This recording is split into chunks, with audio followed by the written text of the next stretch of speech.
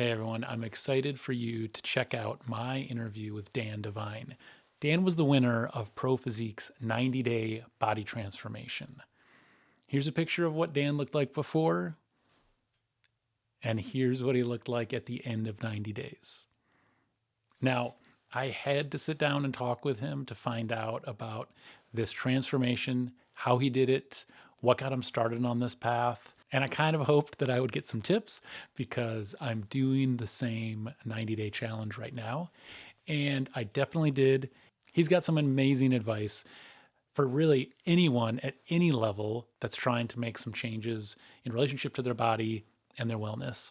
So I'm excited for you to check this out.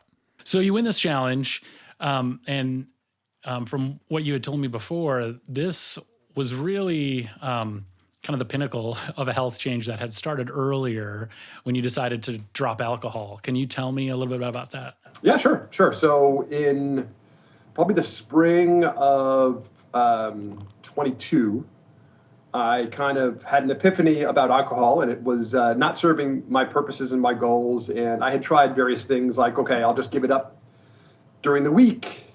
Inevitably, all those rules kind of, there's always exceptions to that. There's always reasons. Today was a rough day. I'm going to have another drink. So they were not supporting me to reach my goals. So as I mentioned, some of the other steps I had taken were not successful. So I said, well, why not try not at all? So started not at all, not knowing if it was going to be a lifelong thing or a 2-month thing or what the case might have been. But kept that streak going. It's going to be 3 years this coming May. Where I've been alcohol free. So, building day after day, which is, has a lot of fitness related analogies related to it in a different way. But just sort of day after day. And then at that point, it just was not part of my life. And it's not something that I, intend to go back to. I don't see it as having any, nutritional benefits for me or any things like that. So, I think that's a past history thing. And I probably consumed enough in my 53 years to last a lifetime. So I think I'm good there. Yeah. I know what you mean. Congratulations, because that is a huge feat. Even if you just think about the social implications of that, for a lot of us, that becomes a barrier to connect with people. Which I know for me, I'm in a similar situation where I don't really drink anymore, and it cuts you off from a lot of previous spaces where you just had connection with other people. Yeah, it can. And I think all of those firsts that you encounter are the bigger challenges, right? So the first time you go out, the first New Year's Eve, the first Super Bowl party, whatever it is, when you have those firsts and you're not quite sure how to navigate it, that can be a challenge. But I think once you get that under your belt, and that gives you confidence that, okay, I navigated that challenging situation, you'll learn ways to do that and ways to, if you're going to get pressure to drink, you hold a drink in your hand that looks like it may or may not contain alcohol. You don't get that pressure from others that may not know what your choices are. So I think there's ways to navigate it. Unfortunately, our culture looks down upon those who don't drink alcohol. It's like if you have a problem with you if you don't drink. If you do drink, you're just fine. Again, I was on the other side of that, so I think I see both of those perspectives. But it is an interesting dichotomy, and hopefully, over time, similar to sort of cigarettes and how those were semi sort of phased out of the culture. Hopefully, we'll see. I'm not anti-alcohol. I am for me, but I respect others' rights to choose whether they want to consume that or not. Of course. Okay, so it started there. Take me to the time between that decision and when you decided you want to enter into this 90-day challenge. Sure. So the interesting thing about when you're consuming alcohol regularly, when it's a daily habit, that adds on, pounds that you don't know that necessarily are from the alcohol itself. But once you stop drinking, and I didn't become active right away. I kind of had this mindset where I don't want to have to exercise. I saw it as a burden. I didn't have time for it. All those traditional sort of excuses, and so I wanted to kind of diet just based on nutrition aspects alone, and not worry about the exercise aspect until later. Which, in retrospect, should not have taken that approach. I should have coupled the things, but I was, you can only absorb so many changes at once, and so you pick your priorities. So after you stop, when you're drinking regularly, you stop drinking and you drop these pounds. It's like people might ask you, "Wow, what are you doing? You must be working out all the time." Well, no, I just cut alcohol out. That's the only change I made, which is a funny thing to say. So it's like, well, how do I kind of package this with some other, lifestyle changes that can more, reasonably justify, some of the things that I'm in my appearance and so forth. And so that's, when I started checking out, some YouTube, fitness type of channels and starting to get an interest in nutrition. And again, the exercise came later, but it was really, trying to hone in on the nutrition aspects of things first. So you had been playing then with fitness and your diet before you actually entered into the competition? Absolutely, absolutely, yeah. So yeah, when we get to the competition, I prepared for 5 months for the competition. I knew I was entering it in October, and I had a plan from October. So it was not a fluke thing for me at all. It was a plan. I planned to win. I'm not so bold to think, okay, I'm going to win first place and all that, because you don't know who else is in the challenge. There's a lot of other aspects out of your control. It's a subjective judging. We can get to that, I guess, if you want to sort of go chronologically. But yes, to answer your question, I absolutely, was, once my sort of interest in fitness started picking up, and then I thought about, trying to challenge myself. I wanted to have some type of a physical challenge for myself, and so I wanted to join the earlier challenge, probably the summer, maybe even was that New Year challenge in 23, but I didn't feel like I was prepared for it, and so I felt I needed to do that. So I decided in October to start that prep. I started bulking. I started lifting weights 6 days a week.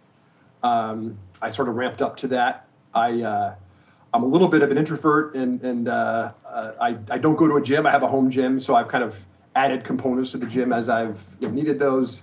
I've studied a lot of different influencers around their recommendations to exercise certain body parts, and sort of translated that into just a free weight only type of exercise program that I created for myself. So I'm the type of person who I like to do things myself, and when I do, I feel I have much more of a stake in it than if someone was merely telling me, do this, this, and this. I don't know if I feel as invested as when the idea is my own and I kind of originate it. I create my own plan, and then I'm really married to that, and I have a connection that I probably wouldn't get otherwise. So that those types of organic ways that I go about doing things really help me stay motivated and connected to the core idea in the beginning. So I created my own training plan, sort of built that up. I didn't just sort of jump into the full thing that it is today, then, but slowly added exercises, got comfortable with those exercises, studied different videos. Paul, certainly from Pro Physique, was a big influence there, not the only influence. Dr. Mike Israetel from RP, and others were people who I watched their videos to learn. I don't have a background in nutrition or exercise science or anything like that. I'm a computer science background by schooling and then by my career. So that was all kind of new to me, but it was fascinating to me to kind of learn about how those things worked and the whole exercise aspect. Look, I'm about to turn 55, so born in 1970, grew up in the 70s, 80s there, seeing Arnold Schwarzenegger and the Muscle Magazine type of culture that was alive and well. I grew up in Connecticut, so I wasn't like part of that culture at all in any way. But you see the movies and you see other things. So I've always had a passing interest in fitness and wanting to develop my physique. I just never had the right tools to do it, whether it be the education, the motivation, and really the sticking to it. I never, when I exercised before, I would do it for a few weeks, maybe a couple of months, not really see much progress and give up. This is not for me. I don't have the right genetics or whatever, excuses that you have. For me, talking about myself here, being lazy, I'm a lazy person by nature, believe it or not. Despite what we're going to be talking about probably in walking and all that, I'm actually very lazy. I don't like to do a lot of those things. So I have a mental block at times and have to get out of my own way at times to make progress.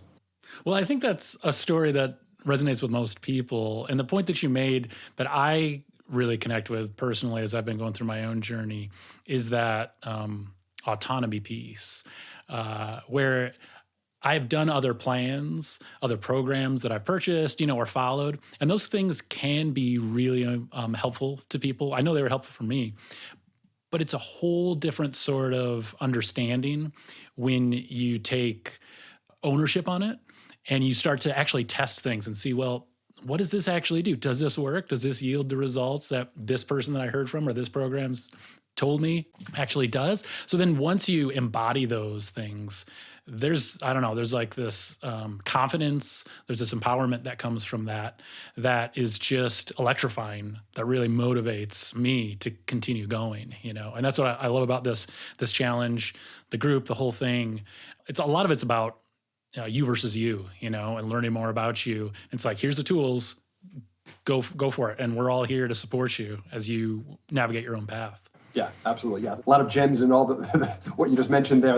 Autonomy is a great way to encapsulate what I was trying to say, and that really resonates with me. I'm the most vested in something when I'm the creator of it. It's sort of my, not purely original idea, but I've collected the best of ideas from others and made that my own. That really goes a long way for me.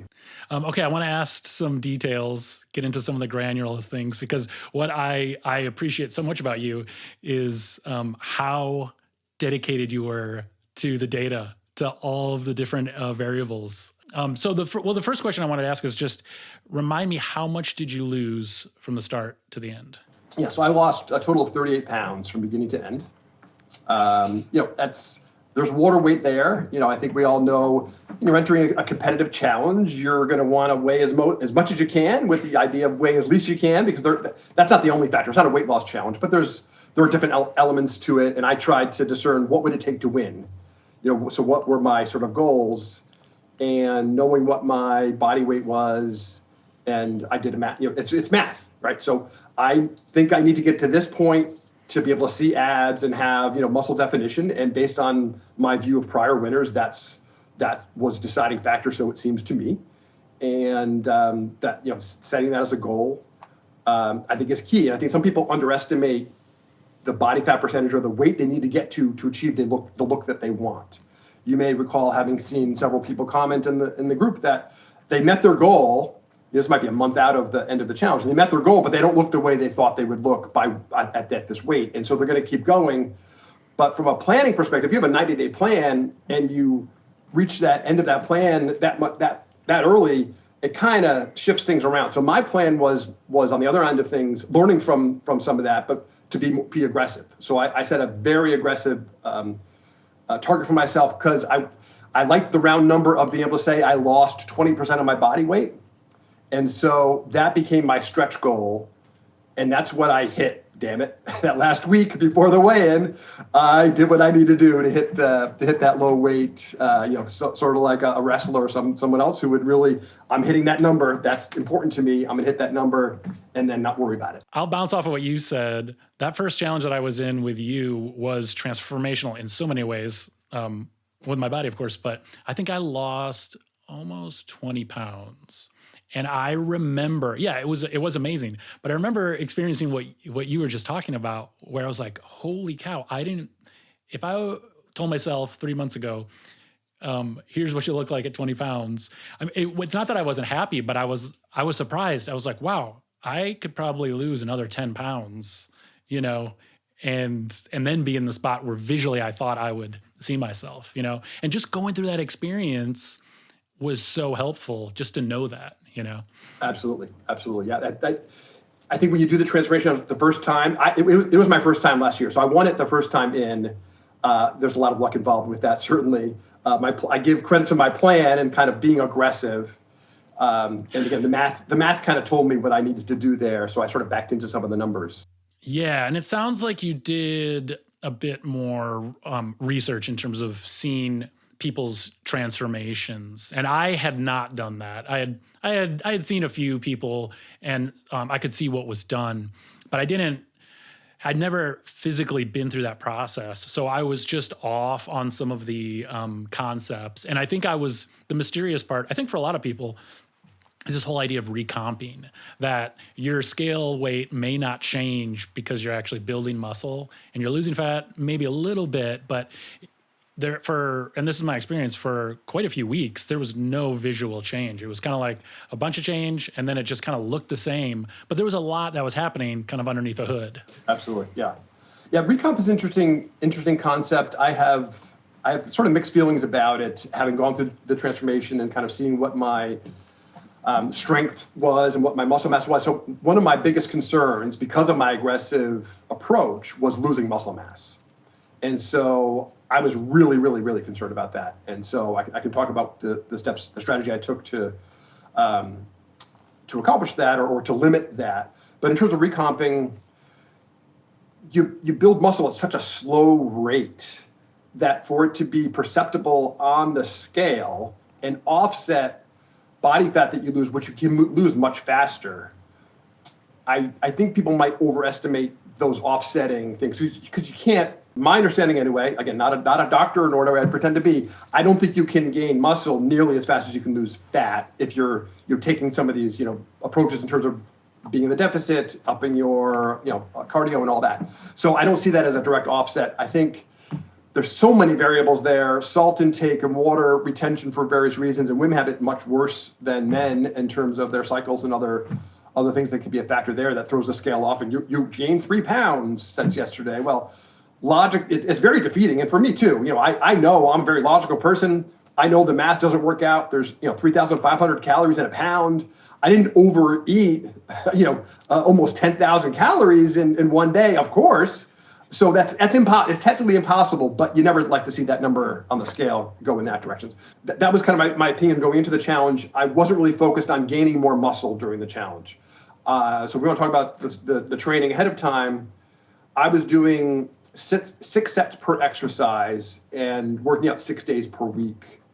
Probably looking at a total volume of, I don't know if you or others sort of manage my total volume, but like 25,000 pounds per workout session, roughly. So I look at my total volume because I try to also incrementally increase that over time, and I use that as a metric as to am I going in this direction? Am I staying flat? Am I going up?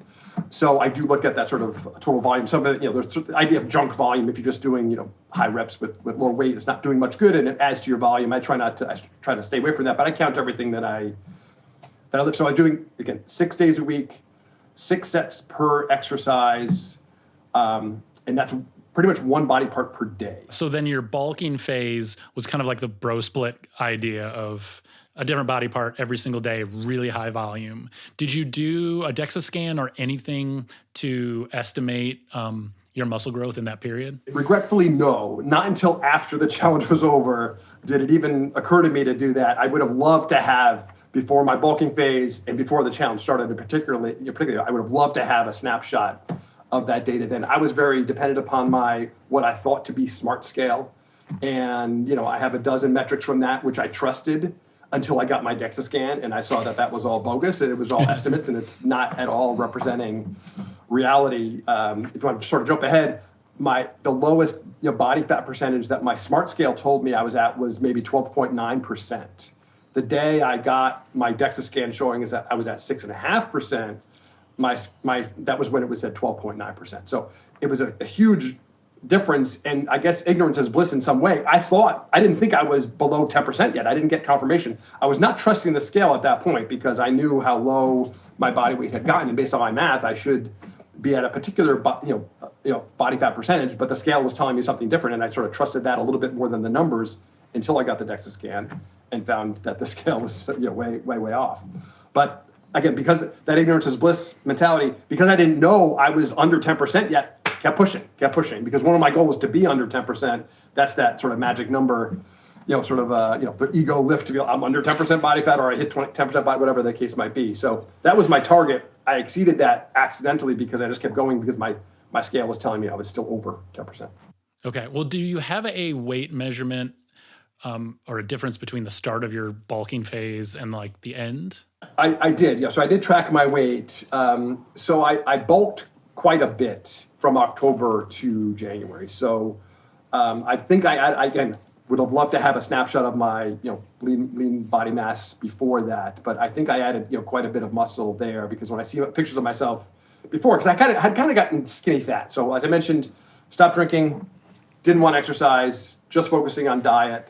And so I did get to a reasonable sort of body weight with that approach, but it wasn't a physique that I was sort of looking for. It was just kind of a skinny fat type of I was not in shape. I was doing push-ups. That was like my foray back into fitness was starting with just like daily push-ups, and it just sort of grew from there. Great. And how many exercises are we talking about each day? Maybe 5 or 6. Today, I can just flip over to my spreadsheet. I still use that same spreadsheet to this day. I think I'm up to 4,000 some odd rows on it. There's 2 per day, 2 rows per day. So you do the math. I started tracking it since October. So for those who don't track their workouts, I think that's a big mistake. I think tracking it and knowing exactly how much you did last time, it takes the guesswork out of it. You can look at that. This is what I did last time. I just need to do 1 more rep, add 5 pounds, whatever it is. Focus on doing a little bit better than last time. If you don't track it, you've got so many other things going on in your head. I question people being able to memorize those things and just know across a full set of exercises. But yeah, well, that's a huge shift that I've made this go around. The first challenge, I was doing bands and body weight, and I was pushing myself constantly, but I couldn't actually get to the granular detail of knowing, I could know reps, but bands are so dynamic in terms of, there's no way to know you were lifting 25 pounds worth of force this time. It's nice that you can be variable that way. There's a place for them. But this time around, going to a gym, writing down the exact weight and the exact rep, it's such a better reference point. Big difference. And I think I would sort of differentiate somebody who's sort of being casual about it and somebody who's being serious. If you're being serious, you really need to be tracking your workouts so that you can make that progress. Otherwise, you could just be spinning your wheels and kind of maintaining. Sure, but sure. So for today, for example, I split my I've had a shoulder injury I'm recovering from, and so my bench press I focus a lot on incline bench versus flat bench, but I split that up. So I had done incline bench and some other things yesterday. Today I'll just start out my exercise with a flat bench, and then I transition to a set of triceps exercises. So I do rear tricep extensions, skull crushers, and then I sort of do a step down approach where compound exercises would be first, and then I get to single arm or single limb type of exercises to kind of isolate that so you still get a good balance. And then you're kind of exhausted by the end of that. So the weight's dropping down, with that progression as well. So, so not a lot of exercises. I think if someone were to look at this list and go from doing 0 to this, it's a big deal. It's, there's a lot to absorb. I added these things as I learned about them and tried them out and found what works for me. And so that evolution, again, helps me today. And I also have the full history of how and why I added the exercise. I could probably remember the influencer who I saw or something that kind of said, okay, let me give that a try. And then it either stuck or it got discarded as part of my program. Okay, so I'm curious about your lifts throughout the 90 days. Did you find that you plateaued? Were you able to still continue to increase reps or weights? Or did you have to decrease it? Because obviously you're in the deficit, so you're dealing with less energy the longer you go on. Again, I was doing 6 sets during the bulk. I cut everything into 3 sets. So same exact exercises, same days, same program, just 3 sets instead of 6, which was glorious to the time savings and just the energy exertion. But I had to do it because I'm going to be in this calorie deficit, and I didn't want. I wasn't expecting to gain new muscle during the challenge. I expected just to reveal existing muscle, but really focus on body fat reduction significantly. But I wanted to maintain the muscle mass, so I needed to keep the exercise going to maintain that, keep my protein levels high. That's the muscle retention strategy. You need to still give your body those messages. This muscle is needed. I'm using it regularly. Don't take it away. Don't use it for energy. Go elsewhere for energy. And by the way, I'm consuming enough protein so you don't even need to think about burning this muscle as energy. That was kind of my simplistic way of those are the messages I need to be sending. And so my workouts were toward that end. But I used my total volume per day, and then I averaged it out per week to try to progress on that. So I wasn't so concerned about every single exercise getting progression, but I was concerned about overall lean body mass and not having that reduced. So I wanted to have step ups in my overall volume. So I tracked that on a weekly average and made sure week over week that increased. Because when you're in a deficit, there's lots of variables there. Someday you could be really exhausted and you just can't push as much weight as you would like to, or maybe your muscles can, you just don't have the energy to do it. So holding myself sort of accountable and beating myself up, by not being able to progress every single exercise each time, I didn't want to put myself through that. It was enough stress already. So I was really at a weekly sort of macro level. If I'm making that volume improvement week over week, then I'm okay. That's great. All right, so let's talk about calories. Where did you start? Where did you end? Let's talk about some dips in between. The textbook and right way to do things, as you'll know from the group and probably other things, is to track your current maintenance for a week. Then you know what your maintenance is. Then you can subtract from that, create your deficit with some confidence, and go from there. If you're bulking into the start of a challenge, that's not your maintenance. So that's not a good representation of what that is. So I really was a little bit sort of fuzzy on that. I did, like a couple weeks before the challenge, I did start to count the calories and do macro tracking, but from a counting perspective. So a really important distinction here that you would probably relate to is that just saying, okay, I ate this and adding it up and saying, well, this was my total for the day, that's great and that's kind of easy. When you have a target at both a calorie level and macro protein, carb, fat level, and fitting into those targets, that's where the challenge comes in. So it's not calorie counting, it's constraining. So fitting it into those buckets, like day one was when I started to do that for the first time. I'm with my spreadsheet and I'm like, oh no, this doesn't work out at all. If I add this food item, my carbs are going to be over, and that's going to let me hit my proteins. Few foods are pure, one macro component. There's multiple components in different levels, right? So that was an eye-opening experience for me. But I'll also add that my wife decided to join the challenge like a week before or 2 weeks before it actually started. I'm here preparing for 5 months. She knew that and was going to be supporting me through it. But then last minute, pretty much, she decided she wants to do it too. Why not take advantage of this? And when she heard that there was a money prize too, that was some incentive for her. So day one, I was focused on myself, but I also became a coach of sorts to kind of teach her what I had learned. She started working out with me daily and kind of just following what I was doing. Going back to your question about my calorie starting, it was partially influenced. I'm a lazy person. We established that I like whenever possible to optimize things and be very efficient. So I don't need to do the same, reinvent the wheel each time. So your spouse is going to join you for this challenge. We're going to eat the same damn things. I'm going to have the same calorie target as she has. For me, that's my starting point. That's the easiest thing, and then I'll sort of go from there. So I probably started at a much lower rate than I would have done if it was just myself, because I was just trying to keep things simple and keep things the same between us. I started out probably 1,800 that first week. That was too much for my wife and too little for me at first. So I had to increase a little bit. She had to decrease a little bit. It took a little. I was kind of encouraged her to trust the process. So she probably stuck with that higher calorie amount, even though her instinct was it's too much food. She probably stuck with that longer than she would have. I wanted her to give it a week or two just to make sure I wasn't giving. I don't want to give wrong advice. I'm doing this for the first time myself as well. So I'm like, one mini step ahead of you maybe, but let's, there's trial and error as part of this process. So she went down after that. I went up temporarily. One of the realizations that I had was, again, when you're constraining these things and you have a limit of carbs in particular, I was hitting my protein goal as a priority, but my carb target was pretty low. And there were days I just had no energy at all. And so it was probably about a month into the challenge that I stumbled across a video from on Mike Israel's channel, RP channel there, where he had Menno Henselmans on, a exercise scientist as well. And they talked about studies that show that if you just did 0.8 of your target body weight in protein, that's more, that's like that's 0.7 is like they didn't see any benefit above that. So go with 0.8 and you're covered in most situations. And so I took my 1 gram per pound of protein that I was doing before. I went down to the 0.8 and shifted that over into my carb category, which gave me a lot more energy. I learned to time those carbs better as well. But that was a big shift I needed to make because I just didn't feel like I had the energy to do what I wanted to do. I'd like to ask about that. I've heard and read the same thing about 0.8 is enough, but I'm curious.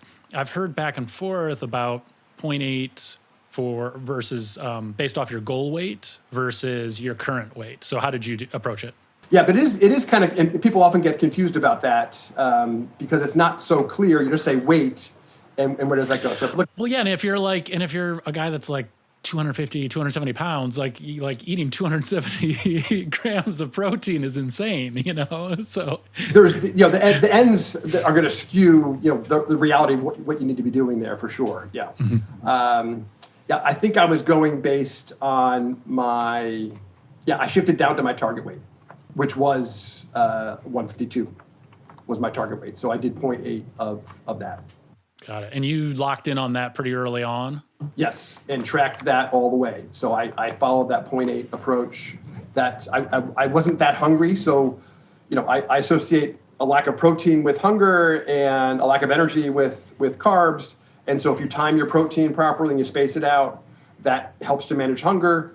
Similarly for carbs in terms of managing energy. And so with that, shifting that into my carb column gave me the energy that I needed, and then I just sort of tracked down from there. So as my weight decreased, about halfway through the challenge is when I started to do that, tracking down. As my weight was decreasing, I would just subtract 100 calories and back into those numbers by keeping protein target. So you started to subtract about 100. What was it by? Was it by your weight measurement? Like, was it every couple weeks? How did you decide? So it was kind of my strategy, kind of in the home stretch to start to be more aggressive to hit that, because I did have, if we go back, I did have a couple of minor plateaus. The first of which happened over the Easter holiday weekend. This is a 3-month challenge. Inevitably, you're going to have holidays, birthdays, and other things that fall in the middle there. In this case, it was the Easter holiday, which we did celebrate. And so we actually went to visit family for that weekend. And my wife and I decided, let's just take a break for this weekend, not go crazy, but not like track things and measure things and stuff. And so we visited my mother, and she had baked some cookies and things like that. Stuff they were delicious, even more than usual. I moved out to dinner and so on. So it was a good weekend. We didn't go crazy, but the thing for me was having introducing those foods back into my diet meant that week afterward, I was just crazy with cravings. It was like this awakened something in me that I wanted more of what I had just eaten, because that was so good. And so that was really tough. So I probably strayed a little bit. I probably had to bump up my calories just to account for that additional, those hunger and cravings. I didn't go back to those same foods. I ate the same foods I was eating, but just in some higher volumes. That was a 10-day-ish type of plateau with my weight, which was concerning. It's a 90-day challenge. You have a very hard deadline there, and so you need to address that and make sure you're focused on that. Because interestingly, at the end of that Easter weekend, we said this was so much fun. We should do it. 2 weeks before the challenge ends, let's take another diet break, because we had plans to go into Manhattan to see a concert.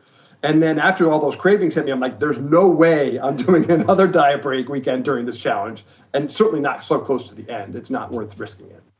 Yeah, so you gave yourself a sort of diet break, refeed, and felt the benefit of it. But that craving thing is so intense, man. I was in the fall challenge, and about halfway through, I had a similar situation, birthday, and it just set me off. Like, I could not believe the way that it just triggers those hunger impulses and how much it changed the psychology. And then some things happened, like with our personal lives, where it was just like things got really busy, and I just fell off. And I even that though, I through this entire journey for my own self, I keep reminding myself that any deviation, any failure, those are all places to learn something new.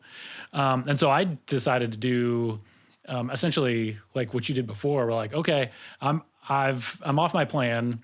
I know that I'm off course to win this thing or to finish how I wanted to, but now I can just go into like a bulking phase. So I just started working out really hard, knowing that I could have another opportunity in the spring, but that hunger, I mean, I feel for you. And it's really encouraging to hear that you can have a situation like this, but still pivot and then have the results that you did.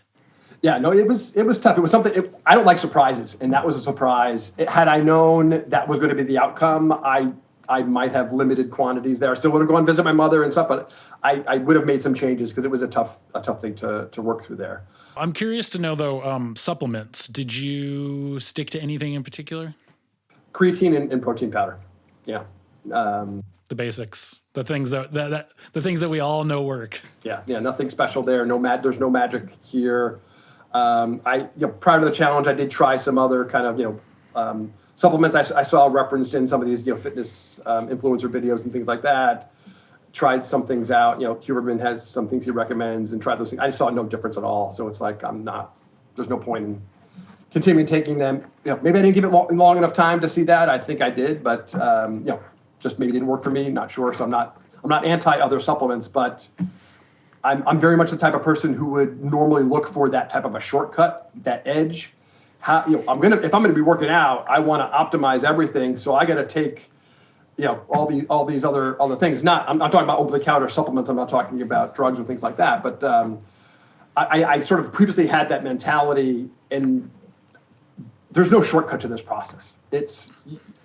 You have to do the work. So you really can just get rid of those distractions. Put all of that energy to try to find the shortcut into doing the thing, and you'll be much better off, because you're going to learn that eventually, because these shortcuts don't they might have short-term results or some other things, but they don't stick. You're not learning like the core things that you need to know about how your body functions and what your body needs, to function each day, which is a lot less food than you probably think. Just because you're hungry at your current body weight by eating less food doesn't mean that you need more food. It just means you're not used to it yet. There's a lot of factors there. Yeah, I think that there's a misperception, and it's unfortunate that this is not taught in schools and other things to really make sure that we know how our bodies work and how to feed and fuel them properly, and what things are bad for them, because there's lots of that out there. Yeah, well, that's what I love about this, because similar to you, I grew up being like in arts and music, and I was in production. I played sports, but not really a physical guy. So me being drawn to this, of course, has a physical aspect. I'm trying to treat my body better and have this new relationship. But I'm so inspired by the mental part of this all. Like that, by learning to relate to my body in this new way, it's actually opening myself up to like there are all sorts of possibilities of things that I can do that I never thought I could do, just because of a thought or a story that I had in my head, or a teacher told me, or whatever culture tells you. The mental part of this is really what it's all about for me at the end of the day. For sure. And you find things out about yourself that you didn't know before, and it can be very enlightening and enriching. And the confidence it gives you when you do those hard things and you come out the other end. And look, I won the challenge, and that was so gratifying. The actual end of it was like not as gratifying as the idea of it. It's like holding that lottery ticket, of the possibility. And so I enjoyed the process. I hated and enjoyed the process at the same time. I hated the pressure, but I really enjoyed it, the challenge, the competitive aspect of it. But the mental, there's so many dimensions to it. It's really very interesting, and it's something that I never thought I'd have the opportunity to kind of participate in. That's you leave those things behind when you're in college perhaps, or whatever, in these other type of competitions. I didn't think I would ever do that in my life, and so it's great that opportunity was presented, and I can't say enough. Okay, so let's get into the steps first, because that was a huge part of your plan, and it's become a part of who you are and how you operate every day. How did you approach that? So I had during COVID, my wife became a big walker, and she dragged the rest of us out, mostly on the weekends, to take a walk with her, with my son and daughter here.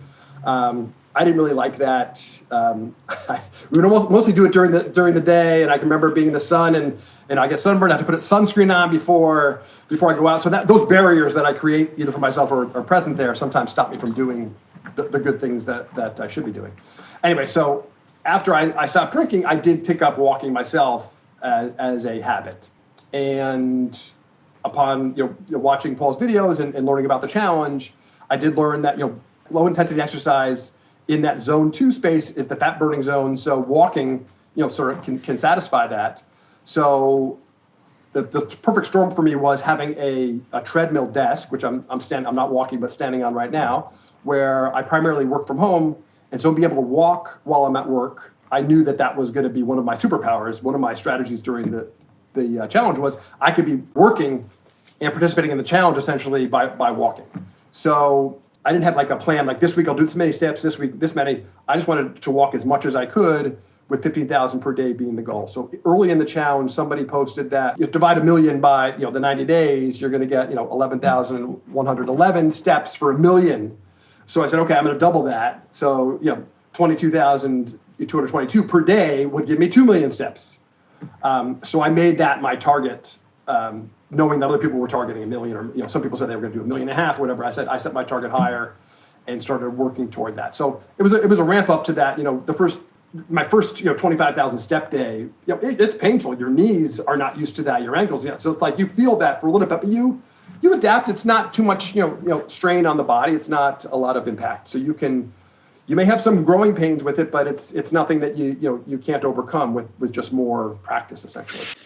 Now, how many of those steps were your desk steps versus going for a walk or going onto a treadmill? Yeah, 90% were desk steps. So it wasn't just during the workday. Like at night, I would watch videos or whatever and just be here on the same treadmill. No incline. It's a flat treadmill. Very simple. It just goes up to 4 miles per hour. My usual is 3 is a good walking. I don't work at 3. I have to go lower than that to either talk at a meeting or type at the keyboard. I can't.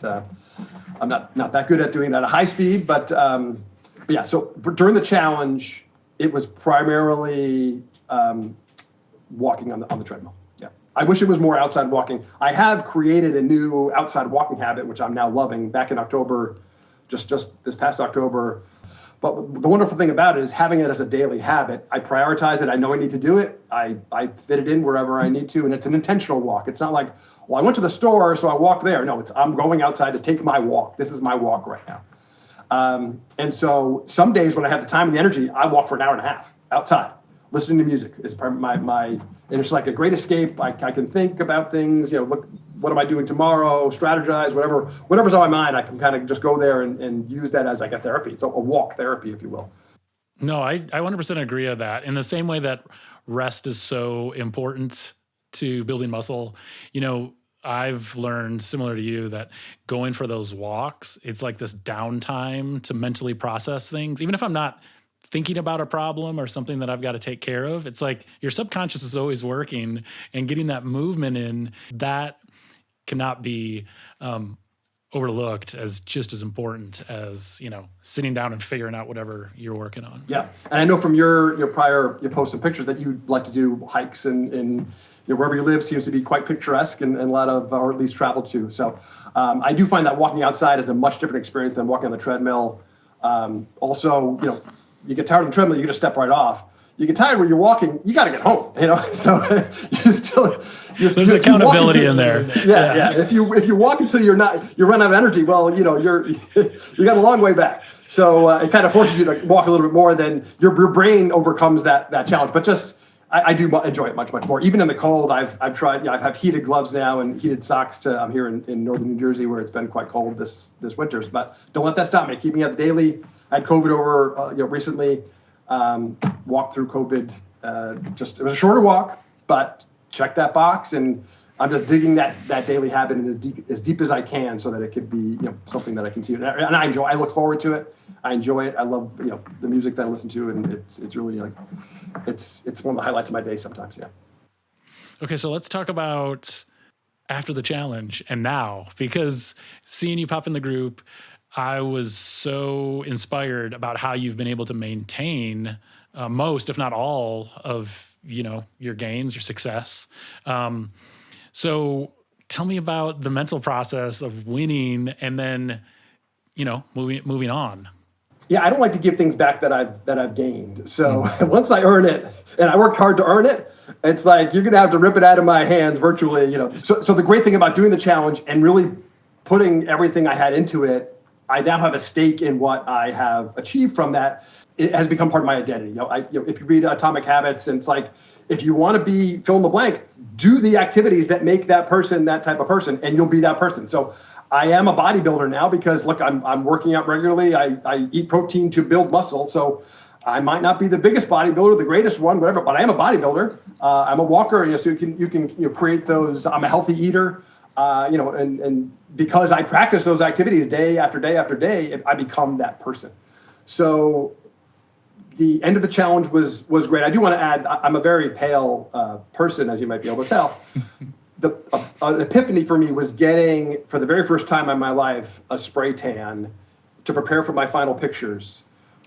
I saw things in the mirror that I could never capture in pictures. And so I see myself in the mirror and I see this sort of these striations and the definition and stuff like that. You take a picture and I don't see any of it. I'm just all kind of blah. Having a tan, I'm always jealous of people getting tans. My wife tans, my daughter tans. So everybody in my family get a tan except for me. I'm always covered in sunscreen and all this stuff. So I got the spray tan for the very first time in my life. I wasn't sure how I would look and all that. I saw a definition that I never even saw myself in the mirror, and it was able to be captured on picture. So that was kind of a turning point. That was the last week of the challenge. It's like, I got a real chance to win this because I don't. The pictures are now capturing what I can see in the mirror, which was much better than I saw when I was purely pale. So that was a great realization that I had there. So after the challenge was over, huge relief. Not have to. This pressure is now relieved. I achieved my goal. It's never quite what you think it's going to be in terms of how great you feel. It wasn't like, wow, it's like, it's good. It's an accomplishment, but it was kind of a different feeling than I thought it might be, just given all the effort I had to put into it. Again, not that I really enjoyed it. I felt a great sense of accomplishment, but I think I built it up in my head that I'm going to become a different person. I don't know. I'm still the same person, the same brain, same thoughts, same good days, bad days, and all those things. Nothing really changed, for the most part, but I did have that as an achievement there. I don't like tracking macros. I don't like weighing things. I'm detailed to a fault. So if I'm going to weigh, I don't like rounding on things. It's like, okay, it's 126. So I have to lock into the actual things. I don't get into approximation. So it can be very inefficient for me to make a salad and have to weigh. I did, through the challenge, I did stop weighing greens and other things like that's kind of free. I'm going to eat as much of that. I'm not going to gain weight from that stuff. But in the beginning, I weighed literally everything. A quarter cup of 2% milk in my coffee, a teaspoon of creamer. I weighed every single thing to the gram, and so again, that detail-oriented approach definitely served me well. It allowed me to. I'm going to subtract 100 calories. It's not maybe 100 calories. It's 100 damn calories every week that I'm subtracting. To the extent that what I read on the packages are accurate. There's variability in those macro components. Anyway. Challenge ends. I had that relief. I take a break from working out for about a week just to give myself some time off from that. And then I start working out again, and I cut my sets down to one set per exercise. So same exact 6 days a week habit. The workout is now like 20 minutes. And it was glorious in the same way that I went down from 6 to 3.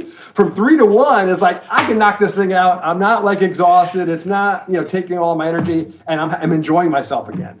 So that's how I kind of carried on through the summer. We took a 2-week vacation, and I didn't do a single push-up on that vacation. I say, I'm taking a full 100% break.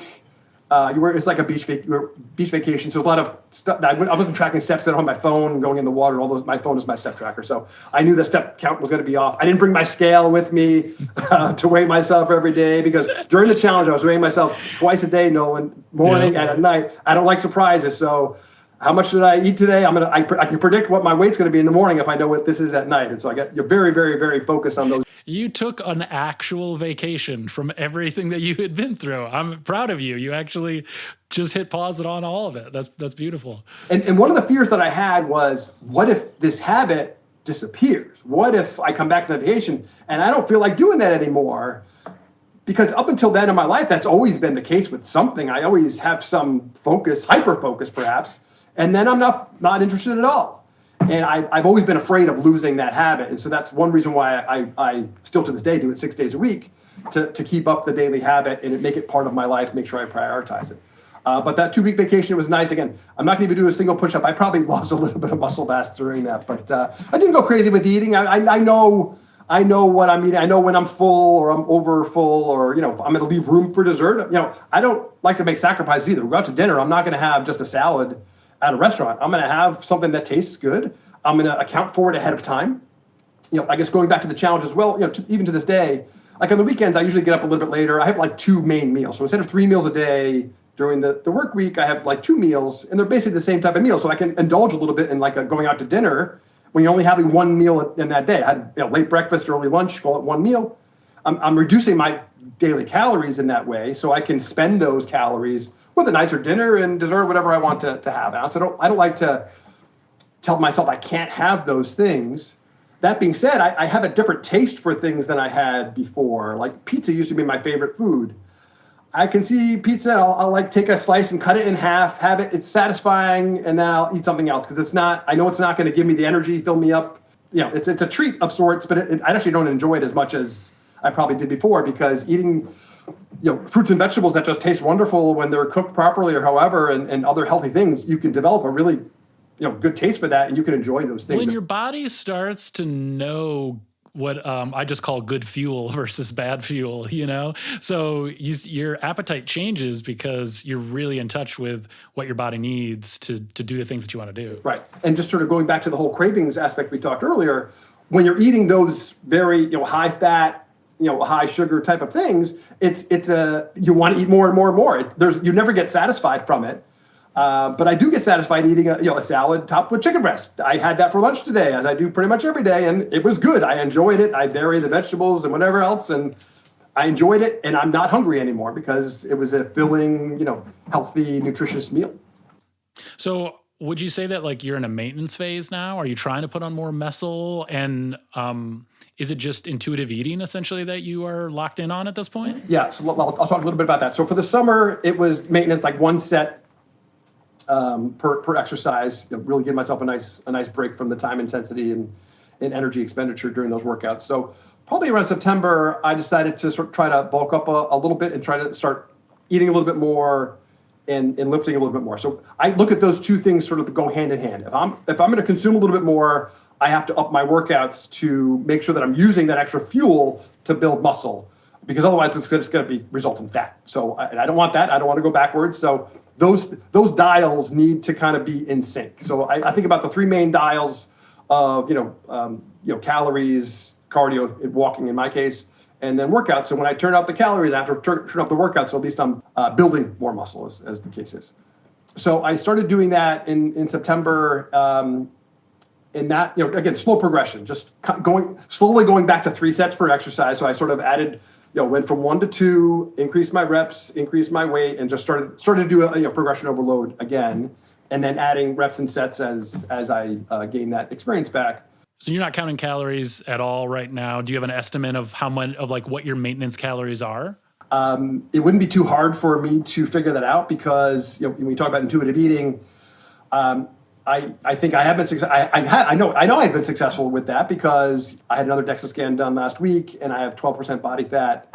My intuitive eating is there's a little more to it because it's not like every meal I magically look at it and have like laser vision to say 25 protein and all that. It's not that at all. I eat the same stuff every day for the most part. My breakfast and lunch and snacks in between, before and after my workout are generally the same. So I really just need to make decisions at dinner. So it's going to be a protein, a carb, and some type of a side salad type thing. So that's the general makeup of that, whether it's chicken or steak or pork or we have a lot of salmon and other types of fish too. So it's not hard for me because I'll just tell you very quickly. In the morning, I wake up when I have for breakfast is a protein shake, overnight oats that I've made. I make like a week at a time. I had to spoon some out. I know about how much it is for what I want to have. I top it with blueberries. I top it with a container of high protein yogurt, like an Oikos type of yogurt, and a cup of coffee. That's my breakfast every day. I vary it based on maybe the flavor of the protein shake, but the shake these days is a little bit of leftover ice cream from the night before. So I'll get to the ice cream in a second when I talk about the end of the day. But I start my day with a lot of protein to kind of fill in whatever I might have missed while I was sleeping or what my body might need for recovery from the prior day's workout or whatever the case might be, but a lot of protein in the morning. Around 11:30, I have an apple as a snack. I'll probably have another cup of coffee in the middle there too. And for lunch, I have a big salad, mostly like a head of lettuce. I chop every day about a head of lettuce. Chop that up. The vegetables are variable based on what we have, and I top that with I always have grilled chicken on hand. So I have right now a package of two additional chicken breasts, and I have a whole package that needs to be put on the grill. So I'm always in that cycle. It's either cooked or ready to be cooked, and I never run out of that. So that's my kind of go-to protein source. But we have steak and we eat a lot of other things. So sometimes those end up as I'm eating leftovers, that becomes the topping on my salad. So it's enough excitement for an everyday lunch for me. And then before my workout, I'll have a pre-workout type of drink, one of these packaged type of things, maybe a yogurt or the rice cake. The caramel rice cakes are like a great go-to snack. I think of like 50-ish calories per. It's very filling and all that. So give me a little bit of energy before the workout. I do my workouts in the evening and have my dinner after that. And during the dinner, just kind of make good choices, not go overboard with my portions. But I also have a yogurt or a protein bar after the workout usually. So I try not to go into any major meal like where I'm going to have to make decisions hungry.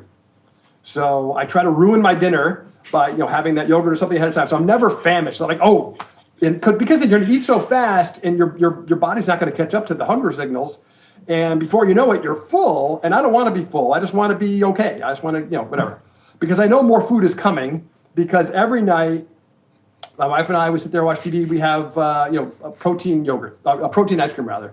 So this Ninja Creamy machine that you might have heard of, allows you to make your own protein ice cream. So you know exactly what goes into it. Fat-free, high protein milk. Fairlife is the brand that I generally use. The protein powder, it's delicious. I have a big bowl of ice cream every night.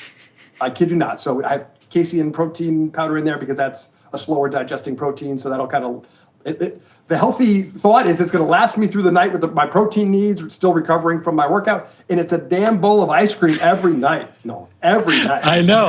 I actually bought one by the end of the last the challenge we're talking about, because I was like, so many of these people are showing these pictures of these bowls of ice cream, and I'm dying for something sweet. And now, similar to you, I have a bowl every day, usually in the afternoon or like you in the evening. And it feels like you're cheating. Yeah, I look forward to that every day. Yeah, it sounds like consistency is really like your secret. Think about the decisions I had to make there, right? Yeah. I know all the things that I'm going to be eating for every meal.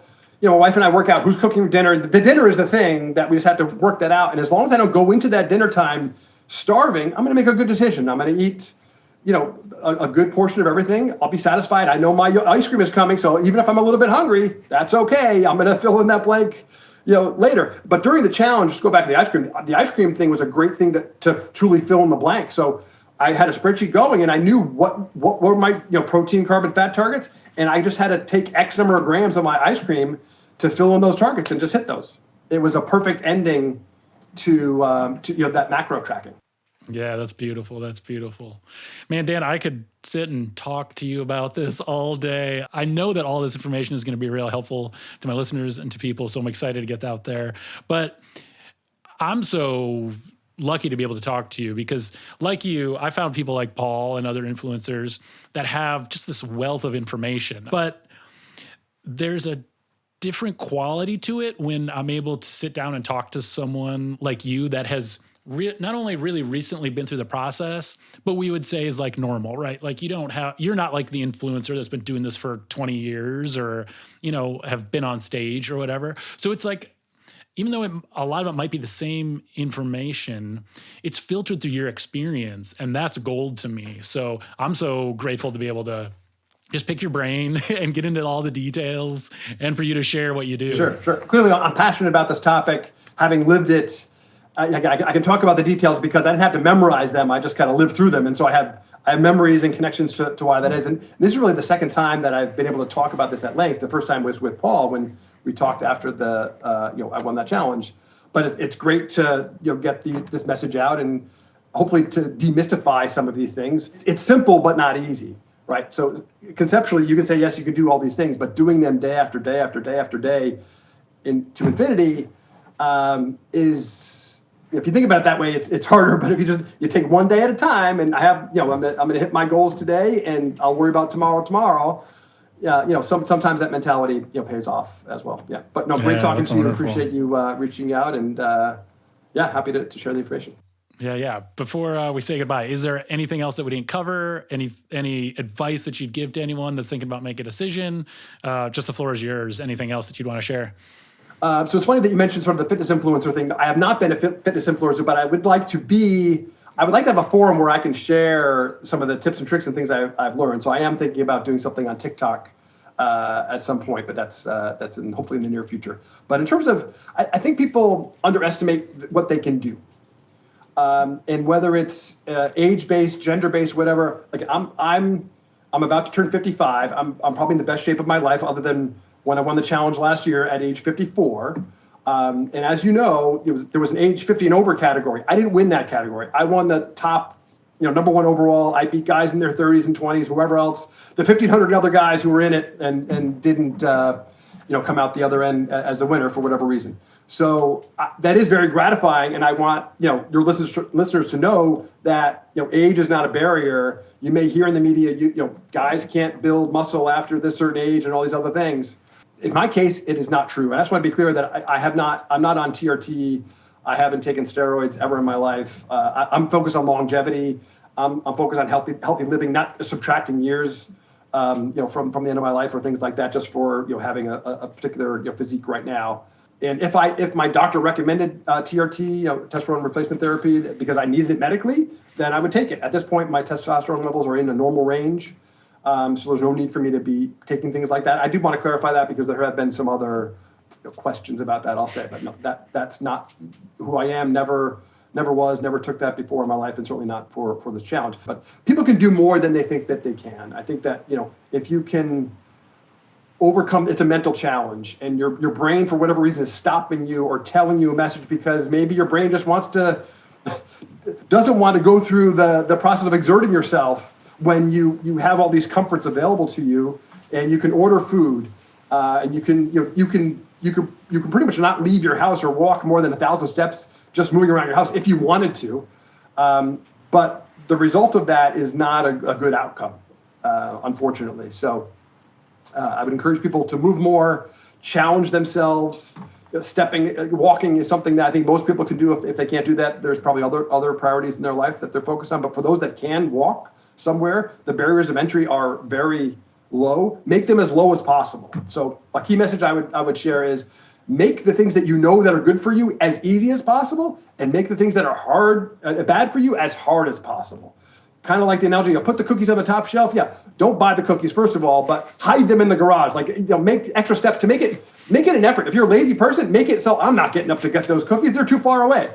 I wear indoor sneakers because I don't want a barrier to get on my treadmill. If I have to put on sneakers before I get on my treadmill, I would probably not walk as much as I would otherwise. So I wear indoor. We don't wear shoes in the house generally. I get a pass. I wear indoor sneakers that don't go outside. So I always have those on, and there's nothing stopping me from stepping on the treadmill, walking out 1,000 steps or 10 steps, whatever it is, if I have time to do that. So if you find those opportunities, park far from the grocery store entrance. Add those up. Take the long way. It's okay. Take the short way when you're driving. Take the long way when you're walking. It's okay. You're going to get there. It'll all work itself out. But if you're looking for those opportunities, they're there. Take the stairs, whatever the case may be. But move more, and be aware of what you're eating. You don't have to make these major sacrifices, perhaps that you may think that I've made, but you don't need to treat yourself every single day to these things that are just not good for you. And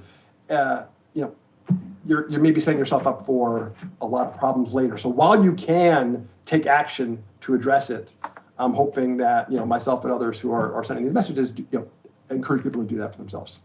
Yeah, and you can always start today wherever you're at with what you've got right in front of you. Absolutely, take a walk right now. There's nothing stopping you. Hopefully, yeah. So good. Dan, thank you so much for this time, man. I really appreciate it. Great to see you in person, and looking forward to seeing your outcome on the challenge. Good luck to you, my friend.